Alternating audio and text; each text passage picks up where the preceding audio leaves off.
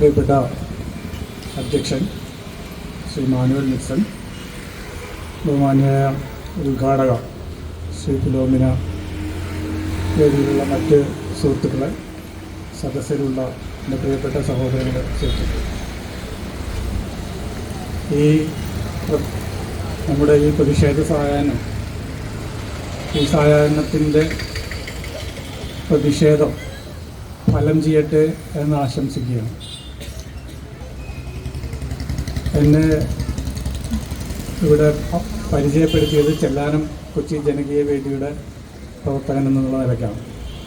കഴിഞ്ഞ 2019 ഒക്ടോബർ മുതൽ കഴിഞ്ഞ 5 വർഷങ്ങളായി 6 വർഷങ്ങളായി നിരന്തരമായ സമരത്തിലാണ് ചെല്ലാനത്തെ ജനങ്ങൾ.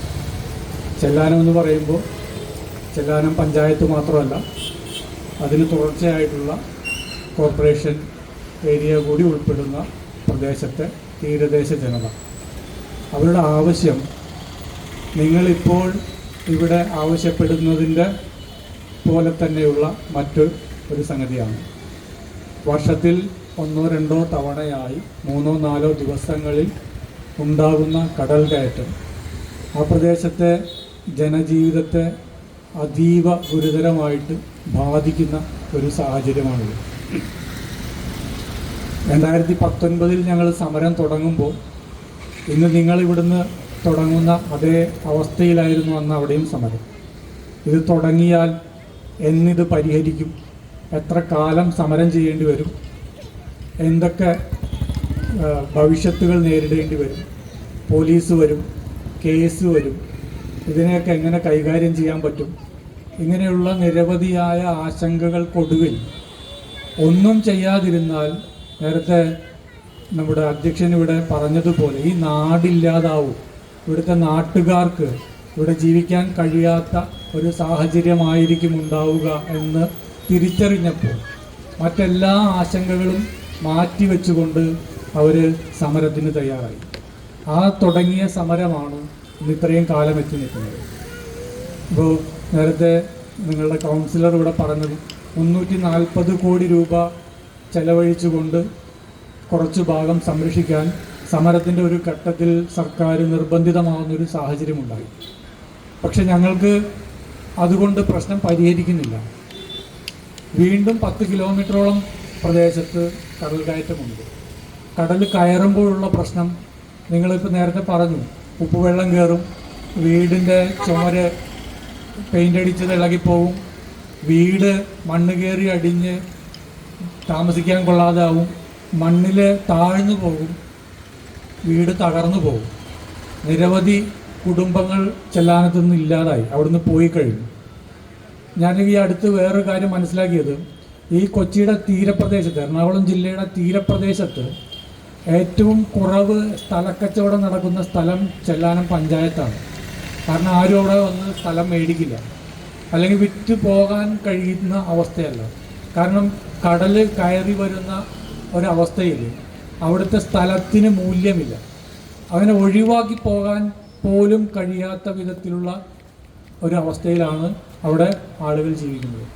ഈ സാഹചര്യം അധികം വൈകാതെ ഈ പ്രദേശങ്ങളിലൊക്കെ ഉണ്ടാകും, അല്ലെങ്കിൽ ഇപ്പോൾ തന്നെ ഉണ്ട് എന്നാണ് ഞാൻ മനസ്സിലാക്കുന്നത്. അപ്പോൾ ഈ പരിപാടിക്ക് എന്നെ ക്ഷണിക്കുമ്പോൾ ഇവിടുത്തെ സുഹൃത്തുക്കൾ ഇതിനെക്കുറിച്ച് സംസാരിച്ചപ്പോൾ അവർ പറഞ്ഞ കാര്യങ്ങൾ 350ഓളം കുടുംബങ്ങളെ നേരിട്ടിത് ബാധിക്കുന്നു. എത്രയോ അധികം അതിനേക്കാൾ കുടുംബങ്ങളെ പരോക്ഷമായിട്ട് ഇത് ബാധിക്കുന്നു. വീട്ടിലെ ഇപ്പോൾ ഫിലോമിന ചേച്ചി പറഞ്ഞ അവരുടെ അനുഭവം, ഇത്തരം അനുഭവങ്ങൾ പറയുന്ന ആളുകളെ ഇന്ന് നമ്മുടെ രാഷ്ട്രീയ സാമൂഹ്യ സംവാദങ്ങളിൽ ഒരു പ്രത്യേക പേര് കൊണ്ടാണ് വിശേഷിപ്പിക്കുന്നത്. അവരെ വിശേഷിപ്പിക്കുന്ന ഒരു പേര് ഈ അടുത്ത കാലത്ത് ഉണ്ടായ ഒരു പേരാണ്, പാരിസ്ഥിതിക അഭയാർത്ഥികൾ എന്ന് വിശേഷിപ്പിക്കും. പരിസ്ഥിതി പ്രശ്നം കൊണ്ട് സ്വന്തം നാടും വീടും ഉപേക്ഷിച്ച് പോകേണ്ടി വരുന്ന ആളുകളെ വിശേഷിപ്പിക്കാൻ ഇപ്പോൾ അതുമായി ബന്ധപ്പെട്ട് പഠനങ്ങൾ നടത്തുന്ന ആളുകൾ ഉപയോഗിക്കുന്ന വാക്കാണ് പാരിസ്ഥിതിക അഭയാർത്ഥികൾ. നമ്മൾ യുദ്ധം കൊണ്ട് അഭയാർത്ഥികളായ ആളുകളെ കുറിച്ച് കേട്ടിട്ടുണ്ട് അല്ലേ? ഇപ്പോൾ പാലസ്തീനിൽ, യുക്രൈനിലൊക്കെ പറയുന്നു അങ്ങനെ അഭയാർത്ഥികളായിട്ടുള്ള ആളുകൾ ഉണ്ട് യുദ്ധം കൊണ്ട്. പക്ഷെ ഇവിടെ യുദ്ധമല്ല, സ്വാഗത പ്രസംഗം പറഞ്ഞു, യുദ്ധം നേരിടേണ്ടി വരുന്നില്ല, നമുക്ക് വളരെ സമാധാനപരമായിട്ടുള്ള, വളരെ എന്താ പറയുക, സ്വസ്ഥമായിട്ടുള്ള ഒരു സാമൂഹ്യ അവസ്ഥയിൽ നമ്മൾ ജീവിച്ചു പോകുന്നു, വലിയ പ്രശ്നങ്ങളില്ല. പക്ഷേ ഇപ്പോൾ പ്രശ്നങ്ങൾ വരികയാണ്. എന്താണ് വരുന്ന പ്രശ്നം? വരുന്ന പ്രശ്നം പാരിസ്ഥിതിക പ്രശ്നമാണ്. ആ പ്രശ്നം നേരിട്ടുകൊണ്ട് നമ്മൾ നമ്മുടെ വീടുകളിൽ താമസിക്കാൻ പറ്റാത്ത അവസ്ഥയിലേക്ക് വരുന്നു. സ്വന്തം നാടും വീടും ഉപേക്ഷിച്ച് പോകേണ്ട അവസ്ഥയിൽ വരുന്നു. എത്രയോ 8ഓളം കുടുംബങ്ങൾ ഇപ്പോൾ തന്നെ ഇവിടുന്ന് മാറിപ്പോയി എന്നാണ് ചില സുഹൃത്തുക്കൾ പറഞ്ഞത്, ഇവിടെ തന്നെയുള്ള ആളുകൾ പറഞ്ഞറിഞ്ഞത്. അപ്പോൾ അങ്ങനെ മാറിപ്പോകേണ്ടി വരുന്ന, ആ പാരിസ്ഥിതിക അഭയാർത്ഥികളായി സ്വന്തം നാട്ടിൽ നിന്ന് മാറിപ്പോകേണ്ടി വരുന്ന ഒരു സാഹചര്യത്തിലാണ് നമ്മൾ എന്ത് ചെയ്യുന്നത്? ഇതുപോലുള്ള മീറ്റിങ്ങുകൾ വിളിച്ചു കൂട്ടുകയും നമ്മുടെ പ്രശ്നം പരിഹരിക്കാൻ സർക്കാരിനോട് ആവശ്യപ്പെടുകയും ചെയ്യുന്നത്. ഇവിടെ 2 പ്രശ്നങ്ങളുണ്ട്. ഒന്ന്, ഇത്തരത്തിലുള്ളൊരു പ്രശ്നം ഉണ്ടാകുമ്പോൾ ഈ പ്രശ്നം എന്തുകൊണ്ടാണ് ഒരു പ്രശ്നമായിട്ട് നമ്മുടെ അധികാരികൾക്ക് തോന്നാത്തത്? കാരണം നിങ്ങൾ വീട് വെള്ളം കയറുന്നു, കുറേശ്ശെയായി കയറുന്നു, തുടർച്ചയായി കയറുന്നു, പിന്നെ താമസിക്കാൻ പറ്റാത്ത അവസ്ഥയാവുന്നു, ആളുകൾ ഒഴിഞ്ഞു പോകേണ്ടി വരുന്നു. ഇത്രയൊക്കെ ആയിട്ടും ഈ പ്രശ്നം ഗുരുതരമായിട്ടുള്ളൊരു പ്രശ്നമാണെന്നും ഈ പ്രശ്നത്തിൽ ഇടപെടേണ്ടതാണെന്നും നമ്മുടെ അധികാരികൾക്ക് തോന്നുന്നില്ല. എന്തുകൊണ്ടായിരിക്കാം അത്? അതാണ് ഒന്നാമത്തെ ചോദ്യം എനിക്ക് നിങ്ങളുടെ ആലോചനയ്ക്ക് വെക്കാനായിട്ടുള്ളത്. രണ്ടാമത്തത്, നമ്മൾ ഈ പ്രശ്നങ്ങളൊക്കെ നേരിട്ട് സർക്കാരിൻ്റെ ഈ അനാസ്ഥയും അവഗണനയും കാരണം ഇത് പരിഹരിക്കണമെന്ന് ആവശ്യപ്പെട്ടുകൊണ്ട് നമ്മൾ സമരരംഗത്തേക്ക് വരികയാണ്. സമരരംഗത്തേക്ക് വരുമ്പോൾ ആദ്യമായിട്ട് ഈ പ്രശ്നത്തിൽ വരുന്ന അധികാരി ആരാണ്? ആരാ വന്നത്? നിങ്ങൾ റോഡ് ഉപരോധിച്ചപ്പോൾ ആരാ വന്നത്? ആദ്യം ആരാ വന്നാൽ? ആരാ? പോലീസാണ് വരുന്നത്. കാരണം ഇത് ഒരു സാമൂഹ്യ പ്രശ്നമായിട്ടല്ല, നിങ്ങൾ തെരുവിലിറങ്ങിയിരിക്കുന്നു. ഇതൊരു ക്രമസമാധാന പ്രശ്നമാണ്. ഈ പ്രശ്നത്തെ നേരിടേണ്ടത് പോലീസാണ്.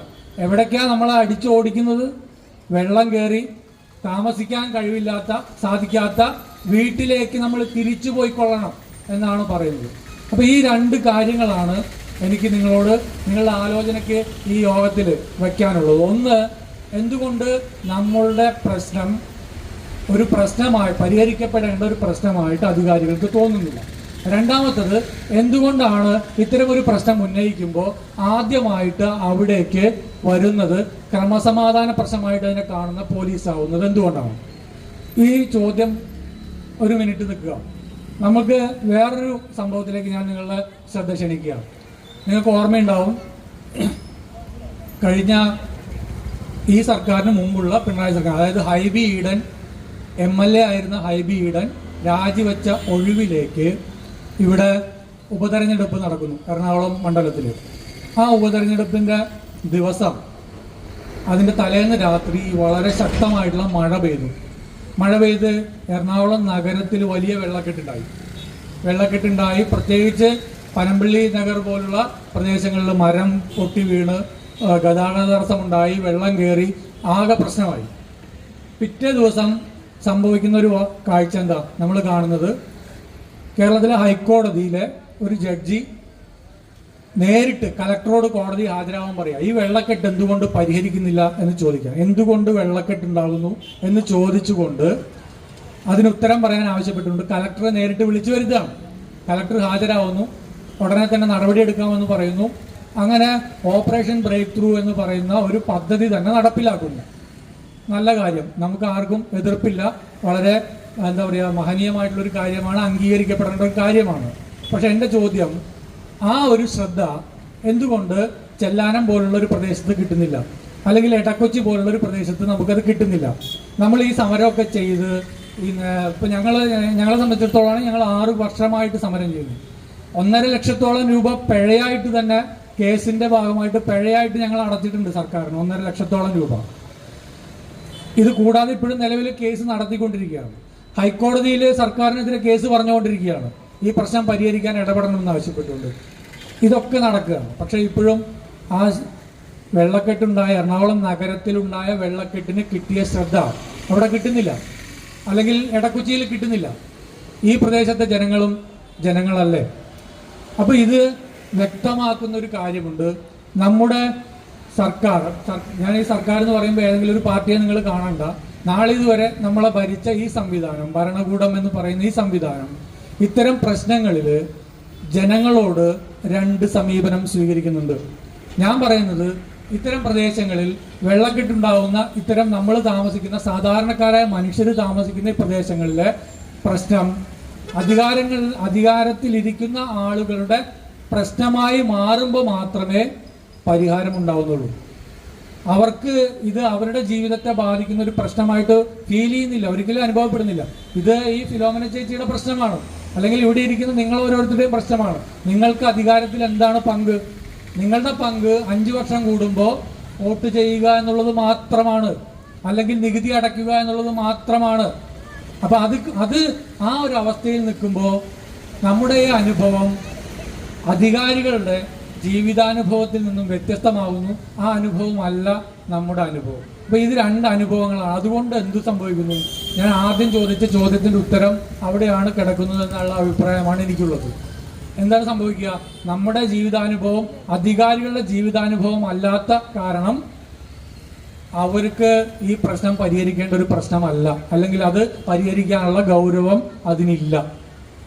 അത് ഗൗരവമുള്ളൊരു പ്രശ്നമാകണമെങ്കിൽ അത് അവരുടെ ജീവിതത്തെ ബാധിക്കുന്ന ഒരു പ്രശ്നമാവണം, അല്ലെങ്കിൽ അവർക്ക് ഫീൽ ചെയ്യുന്ന ഒരു പ്രശ്നമായി മാറണം. അത് അങ്ങനെ മാറ്റിയെടുത്താൽ മാത്രമേ ആ പ്രശ്നം പരിഹരിക്കൂ. അപ്പൊ അത് മാറ്റിയെടുക്കാൻ എന്ത് വേണം? അത് മാറ്റിയെടുക്കാൻ നമുക്ക് നിലവിലുള്ള സംവിധാനങ്ങൾ വളരെ പരിമിതമായിട്ടുള്ള സാധ്യത മാത്രമേ ഉള്ളൂ. സർക്കാർ തന്നെ അനുവദിച്ചു തന്നിട്ടുള്ള സംവിധാനങ്ങൾ. ഇപ്പൊ ഇവിടെ സ്വാഗതം പറഞ്ഞ ചേട്ടൻ പറഞ്ഞു, നമ്മൾ MLA-മാരെ കണ്ടു, MP-മാരെ കണ്ടു. നമ്മൾ മുട്ടാത്ത വാതിലുകളില്ല, പക്ഷെ തുറക്കില്ല. തുറക്കാത്ത വാതിലുകൾ തുറക്കണമെങ്കിൽ എന്ത് വേണം? സമരം ചെയ്യണം, തള്ളി തുറക്കണം. വേറെ വഴിയൊന്നുമില്ല. തള്ളി തുറന്നാൽ മാത്രമേ ഈ പ്രശ്നത്തിന് പരിഹാരമുള്ളൂ എങ്കിൽ തള്ളി തുറക്കുക തന്നെ വേണം. അതല്ലാതെ നമ്മുടെ മുന്നിൽ മറ്റു വഴികളില്ല. അപ്പൊ എന്ത് വേണം? മീറ്റിങ്ങുകൾ വേണം, പ്രതിഷേധം വേണം, ധർണ വേണം, സമരം വേണം. സമരമില്ലാതെ നിങ്ങളുടെ ഈ പ്രശ്നം അധികാരികളുടെ ശ്രദ്ധയിലെത്തില്ല, ഒരിക്കലും എത്തില്ല. നിങ്ങൾക്കറിയോ, കേരളത്തിലെ സർക്കാരിന് കീഴിൽ ഒരു വകുപ്പുണ്ട്. എന്താ? ഈ കാലാവസ്ഥാ വ്യതിയാനത്തെ സംബന്ധിച്ച് അത്തരം കാര്യങ്ങൾ കൈകാര്യം ചെയ്യുന്നതിനുള്ള ഒരു പ്രത്യേക വകുപ്പുണ്ട്. നമ്മുടെ മുഖ്യമന്ത്രിയാണ് അതിന്റെ വകുപ്പ് കൈകാര്യം ചെയ്യുന്ന മന്ത്രി. പക്ഷേ കേരളത്തിലെ കാലാവസ്ഥാ വ്യതിയാനത്തിന്റെ പ്രശ്നം പറഞ്ഞുകൊണ്ട് എന്തൊക്കെ നടപടികളാണ് ഇവിടെ എടുക്കുന്നത്? ആകെ എടുക്കുന്ന കാര്യം എന്താ? ദുരന്ത നിവാരണം ആണ്. ഒരു നിവാരണവും നടക്കുന്നില്ല. ആകെ ചെയ്യുന്നത് എന്താ? ദുരന്തം ഉണ്ടാകുമ്പോൾ അവിടെ വന്ന ആളുകളെ ക്യാമ്പിലേക്ക് മാറ്റി താമസിപ്പിക്കും. അവർക്ക് ആ ദിവസങ്ങളിൽ വേണ്ട സൗകര്യങ്ങൾ ചെയ്യാനുള്ള ശ്രമങ്ങൾ നടക്കും. അത് കഴിഞ്ഞാൽ തിരിച്ച് കൊണ്ടുപോകും. അപ്പൊ അതാണ് ഇവിടെ നടക്കുന്നത്. പക്ഷെ നമുക്ക് വേണ്ടത് അതല്ല. നമുക്ക് വേണ്ടത് ദുരന്തത്തെ പ്രതിരോധിക്കാൻ, അതിനെ മുൻകൂട്ടി കണ്ട് തിരിച്ചറിഞ്ഞ് അവിടെ പ്രതിരോധ നടപടികൾ എടുക്കാനുള്ള ഒരു സംവിധാനം ഉണ്ടാകണം. പക്ഷേ ദൗർഭാഗ്യവശാൽ നമ്മുടെ നാട്ടില് ദുരന്ത നിവാരണം എന്ന് പറയുന്നത് അതിനല്ല. ദുരന്തമുണ്ടായതിനു ശേഷം എന്ത് ചെയ്യാം, അതിനെ എങ്ങനെ മറ്റു രീതിയിൽ ആളുകളെ സംരക്ഷിക്കാമെന്നുള്ളതാണ്. ഇതിന് പുറകിലൊരു ദുട്ടലാക്കും കൂടിയാണ്. ഞങ്ങളുടെ അനുഭവം പറയാം. ചെല്ലാനത്ത് ഈ കടൽ കയറ്റം ഉണ്ടാകുമ്പോൾ നമ്മൾ കൃത്യമായിട്ട് പറയും, മഴക്കാലം ആവുന്നതിന് മുമ്പ് പ്രതിരോധ നടപടികൾ എടുക്കണം. ഇവരെടുക്കുന്ന നടപടി പ്രായോഗികമല്ല എങ്കിലും ഒരു ചാക്കിന്റെ എങ്കിലും പ്രതിരോധ നിർദ്ദേശങ്ങൾ വാസ്തവത്തിൽ ആരായിരുന്നു നിർദ്ദേശിക്കേണ്ടത്? ആരായിരുന്നു പറയേണ്ടത്? ആരാണിത് ചെയ്യേണ്ടത്? അധികാരികൾക്ക് ഇത് മുൻകൂട്ടി കാണാനും ചെയ്യാനുമുള്ള ശേഷി ഉണ്ടാകണം. പക്ഷെ നമ്മുടെ നാട്ടില് ഏറ്റവും ദൗർഭാഗ്യകരമായിട്ടുള്ളൊരു കാര്യമെന്ന് പറയുന്നത് നമ്മുടെ അധികാരികളുടെ ചെവി അടഞ്ഞതാണ്. അവര് ഇത്തരം പ്രശ്നങ്ങൾ കാണില്ല. കാരണമെങ്കിൽ എന്താണ് വേണം? ഞാൻ നേരത്തെ പറഞ്ഞതുപോലെ അവരുടെ ജീവിതാനുഭവമായിട്ട് ഇത് മാറണം, എങ്കിൽ മാത്രമേ ചെയ്യുള്ളൂ. അല്ലെങ്കിൽ അവരുടെ ജീവിതത്തിൽ ഫീൽ ചെയ്യണം, എങ്കിലേ അത് ചെയ്യുള്ളൂ. അത് ചെയ്യുന്നില്ല. അപ്പൊ നമ്മൾ സമരം ചെയ്യാതെ പറ്റില്ല. സമരം ചെയ്താൽ, ഇനി രണ്ടാമത്തെ ചോദ്യം അതാണ്, സമരം ചെയ്താൽ വരുന്നത് പോലീസുകാരാണ് ആദ്യം വരിക. ഞാൻ നേരത്തെ പറഞ്ഞു, ഇപ്പൊ ഇങ്ങനെ ആൾക്കൂട്ടം, തെരുവിൽ ഇറങ്ങുന്ന ആൾക്കൂട്ടം എന്ന് പറഞ്ഞാൽ അതൊരു ക്രമസമാധാന പ്രശ്നമാണ്. നിങ്ങൾ എന്തിനു വേണ്ടി സംഘടിച്ചു എന്നുള്ളത് പോലീസിന്റെ വിഷയമല്ല. നിങ്ങൾ സംഘടിച്ചിരിക്കുന്നു എന്നുള്ളതാണ് പോലീസിന്റെ പ്രശ്നം. അങ്ങനെ ചെയ്യാൻ പാടില്ല. അതൊരു ക്രമസമാധാന പ്രശ്നമാണ്. അത് അവർക്ക് ബുദ്ധിമുട്ടാണ്, അധികാരികൾക്ക് ബുദ്ധിമുട്ടാണ്. അങ്ങനെ ബുദ്ധിമുട്ടുണ്ടായാൽ അവരെന്ത് ചെയ്യും? അവര് അതുമായി ബന്ധപ്പെട്ട നിയമ നടപടികൾ സ്വീകരിക്കും. അപ്പൊ കേസുണ്ടാവും, ലാത്തി ചാർജ് നടത്തും, കേസുണ്ടാവും. കേരളത്തിലെ പരിസ്ഥിതി പ്രവർത്തന സമരങ്ങളിൽ ഇന്ന് വരെ അടിവീഴാത്ത ഒരു സമരവും ഇല്ല. സാധാരണ ഈ പരിസ്ഥിതി പ്രവർത്തകരെന്ന് പറഞ്ഞാൽ ഇപ്പൊ ചെല്ലാനത്തെ സമരം ഒരു എന്താ പറയാ പൂഴിമണ്ണ് പോലും ഒരാളുടെ മേത്ത് ഇട്ടിട്ടില്ല. പക്ഷെ ഞങ്ങൾക്കെതിരെ കേസുണ്ട്, ഞങ്ങൾക്കെതിരെ 7-8 കേസുകളുണ്ട്. 1.5 ലക്ഷം രൂപ ഞാൻ നേരത്തെ പറഞ്ഞതുപോലെ സർക്കാരിന് പിഴയായിട്ട് അടച്ചിട്ടുണ്ട്. ഇത് എന്തെങ്കിലും കുറ്റകൃത്യം ചെയ്തിട്ടല്ല, ഞങ്ങളുടെ വീട് സംരക്ഷിക്കണമെന്ന് ആവശ്യപ്പെട്ടുകൊണ്ട് ജനങ്ങൾ സമരം ചെയ്യുമ്പോഴാണ്. അപ്പൊ അത് നമ്മൾക്കും ഉണ്ടാകാം. പക്ഷെ അവിടെ നമുക്ക് ഈ അധികാരികളുടെ ബോധത്തെ മാറ്റിമറിക്കണമെങ്കിൽ നമുക്ക് ഇതല്ലാതെ വേറെ വഴിയില്ല. അപ്പൊ അതുകൊണ്ട് അത് ധൈര്യപൂർവ്വം ഏറ്റെടുക്കുക എന്നുള്ളതാണ് നമ്മുടെ മുന്നിലുള്ള ഒരേ ഒരു വഴി. സമരമല്ലാതെ നമുക്ക് ഈ പ്രശ്നം പരിഹരിക്കാൻ പറ്റുമോ? നിങ്ങളൊന്ന് ആലോചിച്ച് നോക്കൂ, 6 വർഷമായി ഒരമ്മച്ചി ഇവിടെ വന്ന് ഈ ഉദ്ഘാടനം ചെയ്യുമ്പോൾ ഈ പറയുന്നത് എനിക്ക് എൻ്റെ വീട്ടിൽ നിന്ന് പോകേണ്ടി വന്നു എന്നുള്ളതാണ്. ഇന്ന് എന്നെ കേൾക്കുന്ന പല ആളുകളും അത്തരം ഒരു അവസ്ഥയിലോ അല്ലെങ്കിൽ ആ അവസ്ഥയ്ക്ക് സമാനമായിട്ടില്ല, അതിനോ അടുത്ത് നിൽക്കുന്ന ഒരു സാഹചര്യത്തിലാണ്. അപ്പൊ അങ്ങനെ നിൽക്കുന്ന ആളുകൾക്ക് ഇത്രയും ഗുരുതരമായിട്ടുള്ള പ്രശ്നം സാഹചര്യം ഇവിടെ ഉണ്ടായിട്ടും എന്തുകൊണ്ട് അധികാരികൾ ഇടപെടുന്നില്ല എന്നുള്ള ചോദ്യം നമ്മൾ ചോദിക്കുമ്പോൾ അത് കേസ് വന്നാൽ അതിനെ നേരിടുക അല്ലെങ്കിൽ അത്തരം കാര്യങ്ങളെ നേരിട്ട് മുന്നോട്ട് പോവുകയും നമ്മുടെ ആവശ്യം നേടിയെടുക്കുന്നത് വരെ ഉറച്ചു നിൽക്കുകയും ചെയ്യുക എന്നുള്ളത് നമ്മുടെ വഴിയുള്ളൂ. നിങ്ങൾ ഈ കാര്യത്തിനകത്ത് ഇന്ന് ചെയ്തിട്ടുള്ള ഈ സംഗതി അല്ലെങ്കിൽ തുടർച്ചയായി ഇനി ചെയ്യാൻ ഉദ്ദേശിക്കുന്ന കാര്യം എന്ന് പറയുന്നത് എന്നെ സംബന്ധിച്ചിടത്തോളം വലിയൊരു കാര്യമായിട്ടാണ് ഞാൻ കാണുന്നത്. കാരണം ഇത് നാളെ നമ്മുടെ സ്വാഗതപ്രസംഗം പറഞ്ഞൊരു വളരെ ശരിയായിട്ടുള്ളൊരു കാര്യമുണ്ട്. ഇപ്പം ഞാൻ ഈ നാട്ടുകാരനല്ല, ഞാൻ ചെല്ലാരൻകാരനും അല്ല, ഞാൻ ഈ പ്രദേശത്ത് വന്ന് എൻ്റെ ഉപജീവനത്തിന് വേണ്ടി വന്ന ഒരാളാണ്.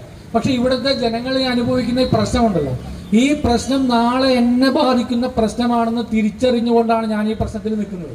നിങ്ങൾ ഇടക്കൊച്ചി ഇല്ലാതായാൽ, ഇവിടുത്തെ ജനങ്ങൾക്ക് ബുദ്ധിമുട്ടുണ്ടായാൽ, ഇന്ന് ഈ ജനങ്ങൾ അനുഭവിക്കുന്ന പ്രശ്നം നാളെ എന്നെയും കൂടി ബാധിക്കുന്ന ഒരു പ്രശ്നമാണെന്നും എനിക്കും ഈ പ്രശ്നം അധികം ദൂരമല്ലാത്ത കാലത്ത്, അധികം വിദൂരമല്ലാത്ത ഒരു കാലത്ത് എനിക്കും നേരിടേണ്ടി വരുമെന്നും ഞാൻ തിരിച്ചറിയുന്നുണ്ട്. നമ്മൾ മരിച്ചു പോകുമ്പോൾ നമ്മൾ ഉണ്ടാക്കിയ അല്പം ഭൂമി അല്ലെങ്കിൽ വീട്, നമ്മുടെ ഈ സ്വത്തെന്ന് പറയുന്ന സംഗതി നമ്മുടെ അനന്തര തലമുറയ്ക്ക് കൈമാറിക്കൊണ്ട് പോകണമെന്നുള്ള ആഗ്രഹത്തിലുള്ള ആളുകളാണ് ഇവിടെ എല്ലാവരും, അല്ലേ? അങ്ങനെ കൈമാറാൻ ഒരു ഭൂമിയില്ലാത്തൊരു സാഹചര്യം ഉണ്ടായാലോ? നിങ്ങൾ താമസിക്കുന്ന വീടെന്ന് പറയുന്നത് നിങ്ങളുടെ ഒരു ജീവിതത്തിന്റെ ഒരു ആയുസ് കൊണ്ടുണ്ടാക്കിയിട്ടുള്ള അധ്വാനത്തിന്റെ ഫലമാണ്. അത് നമ്മൾ പറയില്ലേ, കുരുവി കൂട് കൂട്ടുന്നത് പോലെ നമ്മൾ കിട്ടുന്ന അല്പമായിട്ടുള്ള സമ്പാദ്യം സ്വരുക്കൂട്ടി ഉണ്ടാക്കിയ വീടാണ്. നമ്മൾക്ക് ആർക്കും അനവധിയായിട്ടുള്ള വീടുകളില്ല, നമുക്ക് ആർക്കും സ്വത്തുക്കൾ പല സ്ഥലത്തും വാങ്ങിയിട്ടിട്ട് ഇവിടെ വന്ന് താമസിക്കുന്ന ആളുകളല്ല. ഉള്ള ഒരു ഭൂമി, ഉള്ളൊരു സ്ഥലത്ത് നമ്മളൊരു ചെറിയ വീട് വെച്ച് നമ്മൾ താമസിക്കുന്നു. നമ്മുടെ അടുത്ത തലമുറയ്ക്ക് കൊടുക്കാൻ നമുക്ക് എന്താ ഉള്ളത്? ആ ഭൂമിയല്ലാതെ, ആ വീടല്ലാതെ.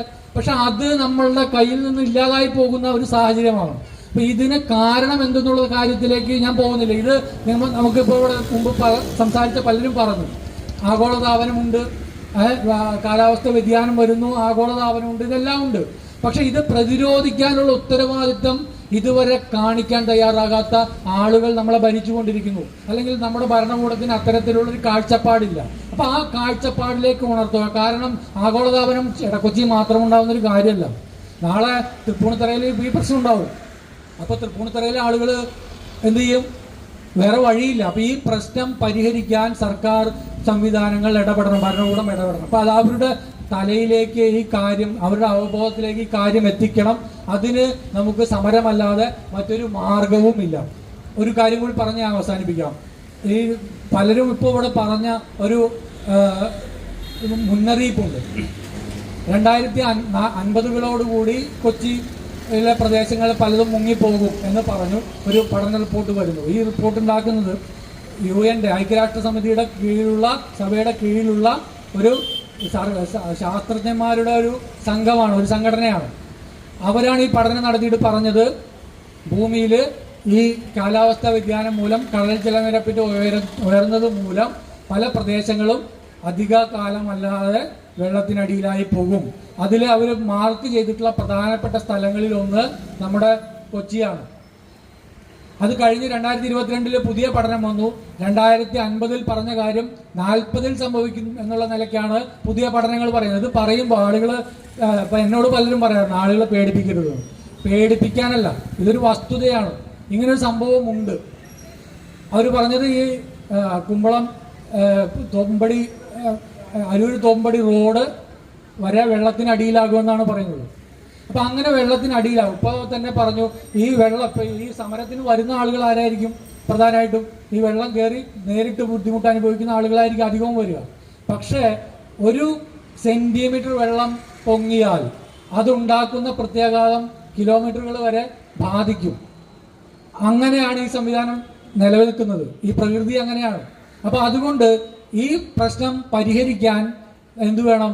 സമഗ്രമായിട്ടുള്ളൊരു കാഴ്ചപ്പാട് കൂടി വേണം. നിങ്ങൾ ഈ പറഞ്ഞ കൈമാറിക്കൊണ്ട് പോകണമെന്നുള്ള ആഗ്രഹത്തിലുള്ള ആളുകളാണ് ഇവിടെ എല്ലാവരും, അല്ലേ?